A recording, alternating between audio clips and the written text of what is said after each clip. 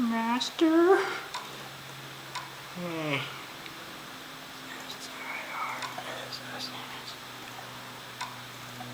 You can take it.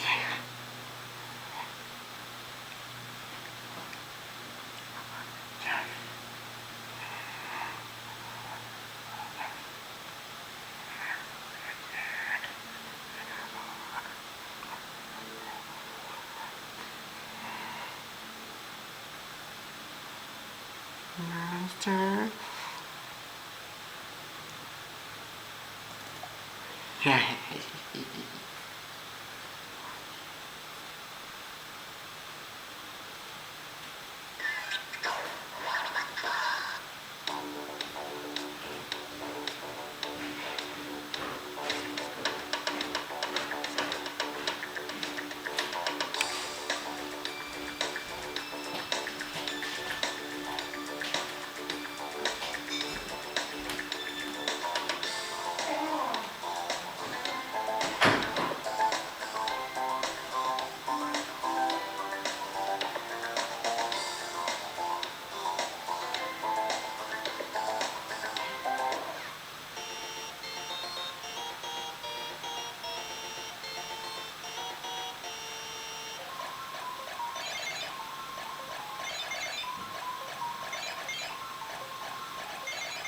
When you talk about the history of video games, there's a couple games that you have to talk about, like Pong and Pac-Man and Super Mario Brothers, that really influenced the entire video game industry.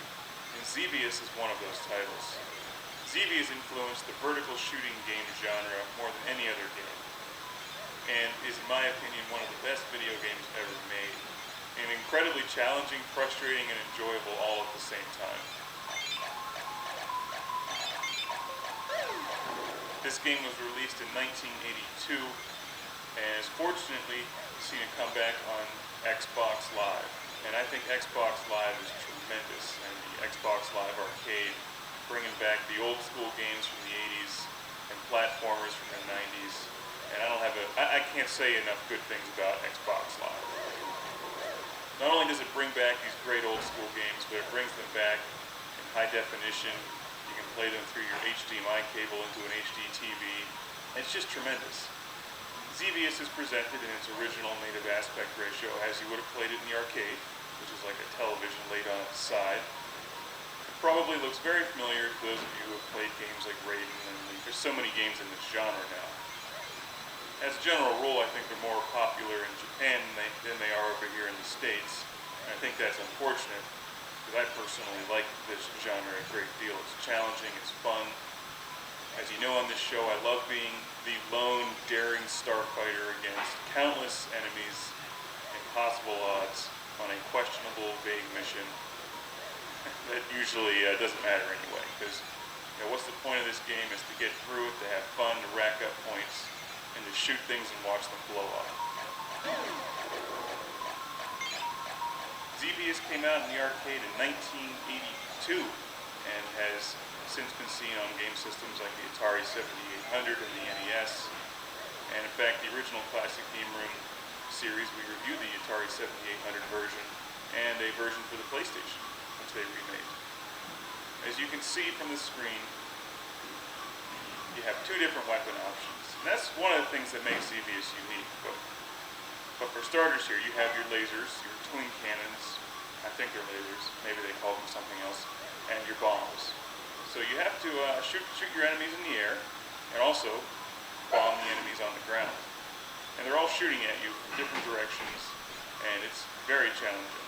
What makes this game decidedly different from Raiden 3, for instance, which is one that I recently reviewed, is that you can't power up your weapons to have this arsenal that fills the entire screen with your weaponry. You're basically limited to the two weapons that you start with.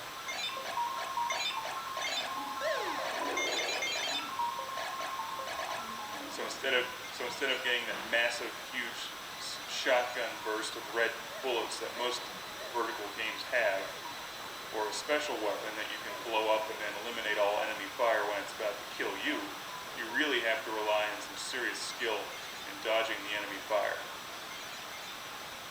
Now, I generally forget the story of Xevious. You can find it online, I'm sure. But you do encounter a couple bosses as you continue on in the game. And wave after wave of enemy. The variety of enemies changes on you.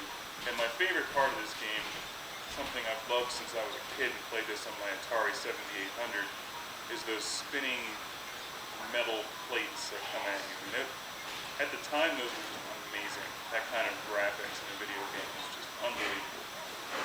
Xevious was way ahead of its time. And you can see why it influenced this genre so much. And just these simple things like the little tank boats in the water. You can't just bomb them. You have to actually lead them with your bomb and hope that they run into it. So it requires a lot of skill to hit all the enemies in this and rack up serious points. And with Xbox Live, of course, they give you the added incentive of going for gamer points, which are addictive and a lot of fun to collect for no apparent reason. But the other great thing about Xbox Live, of course, is you can see how your score ranks up against everybody else and friends of yours. What's really incredible about Xevious is that this game came out in '82, and it really doesn't look any different than newer games today. Maybe it's slightly different, but I mean, there's only so much you can really do with a two-dimensional vertical scrolling game before it starts getting ridiculous. And I'm not a big fan of adding in all those three-dimensional polygons and crap floating all over the screen. I think keeping it simple like this is the way to go. And that's why I like Xevious so much in games like Raven 3. Now, I'm generally not a huge fan of using the Xbox 360 controller on this game. It's definitely challenging. I prefer the arcade-style joystick and buttons, but you know, what are you going to do when you just don't have a stand-up Xevious arcade machine in your basement? Xbox Live is about the best thing you can have. So it does require some skill to hammer away at the button, and also remember to bomb your enemies at a precise time. This is not a game where you can just hold down the fire button. It does give you an option to do a manual shot where you just fire at the rate that I'm firing at now, and also I use my other trigger to hold down the auto fire. So if a wave of enemies comes at me and I hold down that trigger and it lets off a machine gun burst of shots. But you cannot just hold down a consistent auto fire for the entire game. And for whatever reason, the music, although it just repeats itself over and over again, it never gets old. And maybe that's just because Xevious is that awesome. Here are the metal plates. And just look at those. 20 years ago, that was incredible. They're tough too. You have to dodge those things. You can't blow them up, so you have to dodge them. And then the enemy fire is coming at you, and then you get caught in between the enemy fire and the spinning metal plates, and it kills you. I love to see the resurgence in arcade titles on Xbox Live. And they don't cost much on Xbox Live. A game like this is only about $5, and it really has infinite replay value. Even if you went out to find this for your Atari 7800 or NES, it would still cost you at least $5 or $6 when you add in the shipping cost. Because you probably end up finding it on eBay, for instance. But with the Xbox Live, you just download it and it's no problem. Now, I'm by no means the greatest Xevious player in the world. In fact, I'd like to get a lot better at this game because it really is one of my favorite games and always has been. Just need to find the time to sit down and get back into it. One of my favorite game systems is the Atari 7800. And that's one that I grew up with and had when I was a kid. And Xevious was up there with Robotron 2084 as my favorite game on the Atari 7800. And I played it for hours and hours and hours and hours. And I'm glad to see that there's still a lot of interest in Xevious today. If you like this genre, you've never played Xevious before, you owe it to yourself to pick this game up on Xbox Live or the 7800 or the NES. And you've got to play Xevious. If you're really hardcore, you can go out and buy a real stand-up coin-op Xevious machine like they would have had in the arcades in the 80s. And you can put that in your living room, in your house. Then your wife can come home and be like, "Where's all the furniture?" And you're like, "Well, I put it outside because we got a Xevious machine." And she may start to get red and get mad at you. Well, why do you need furniture when you have a Xevious machine? The whole point is to stand there and play Xevious. I mean, it's only common sense.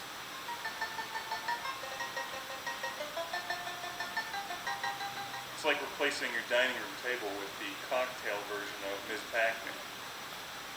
You can eat on that Ms. Pac-Man machine and play Ms. Pac-Man at the same time. Hell, it worked at Pizza Hut.